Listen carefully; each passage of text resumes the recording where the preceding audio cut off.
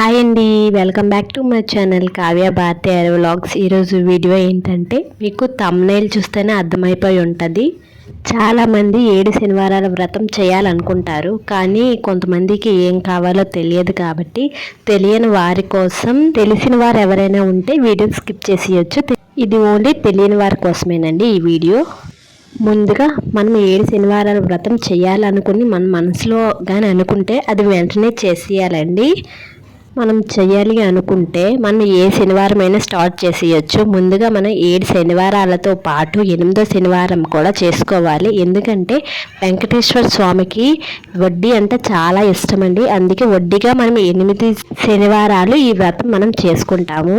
ముందుగా ఆ గోవిందుడికి పిండి దీపాలంటే చాలా ఇష్టం అండి. కాబట్టి మనం 7 పిండి దీపాలు అయితే చేసుకోవాలండి. ముందుగా వెంకటేశ్వర స్వామి ఫోటోని అయితే తీసుకోవాలండి. ఆ ఫోటోకి మన దగ్గర ఉన్న గంధంతో బొట్లు పెట్టుకోవాలండి. గంధం కుంకుమలతో బొట్లు పెట్టుకోవాలండి. అందుకు మనం గంధం కుంకుమల డబ్బాలు ముందుగా సిద్ధం చేసి ఉంచుకోవాలి ముందు రోజేని. తర్వాత అతి ముఖ్యమైన వస్తువు అండి తులసి దళాలండి. శనివారం రోజు మనం ముందుగా పెట్టుకొని ఉంచుకోవాలి.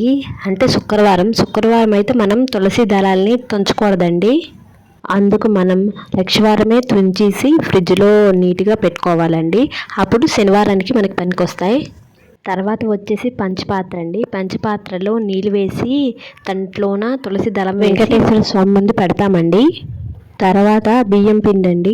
ఇది మనం సిద్ధం చేసుకొని ఉంచుకోవాలండి. ముందుగా నానబెట్టుకొని బియ్యాన్ని ముందు రోజు నైట్ ఆరబెట్టుకొని ఆ రోజే ఆడించుకోవాలండి. బియ్యం మిక్సీలోన ఎప్పుడో డబ్బాల్లో మూలిగిపోయిన బియ్యం పిండిని అయితే మనం పెట్టకూడదండి దేవుడికి. మనం అప్పటికప్పుడే సిద్ధం చేసుకొని పెట్టుకోవాలి. తర్వాత కొబ్బరికాయ అండి, పూజ చివర్లో కొట్టుకోవడానికి మనం తెచ్చుకోవాలి.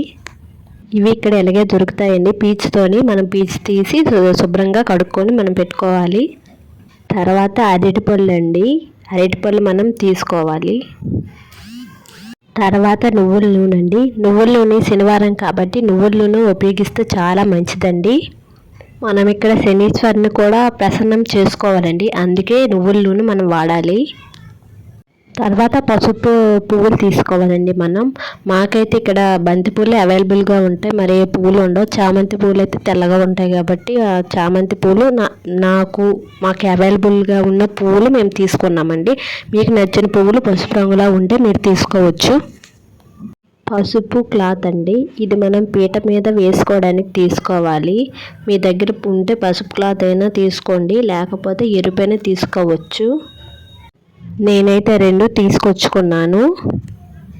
మళ్ళీ పసుపు వత్తులండి, చాలా ముఖ్యమైనవి. పసుపు వత్తులు మీ దగ్గర ఉంటే అవైలబుల్గా ఉంటే మీరు తీసుకోవచ్చు. నా దగ్గర అయితే లేవు. అగరబత్తులు తీసుకోవాలండి. పూజ అయిపోయిన తర్వాత స్వామివారికి సాంబ్రాణి వేస్తాం కదండి, అందుకే కప్పు సాంబ్రాణి కూడా తెచ్చాను. స్వామివారి ముందు వెలిగించుకోవడానికి శంకు చక్ర దీపాలు కూడా నేను తెచ్చుకున్నానండి. ఈ దీపం డీటెయిల్స్ కావాలంటే నాకు కామెంట్ చేయండి, కామెంట్కి నేను రిప్లై ఇస్తాను. తర్వాత నేను చిన్న గిన్నె అయితే తెచ్చుకున్నానండి, చిన్న ఇత్తడి గిన్నె. దాంట్లో నేను గంధం వేసుకుని దేవుడికి బుట్లు పెడదామని తెచ్చుకున్నాను. చాలా ముద్దుగా ఉంది కదండి. ప్రసాదాల విషయంకి వస్తే స్వామివారికి ఇష్టమైనవి 3 పదార్థాలు అయితే చెప్తానండి. ముందుగా పులిహోర అయితే చేసుకోవాలండి.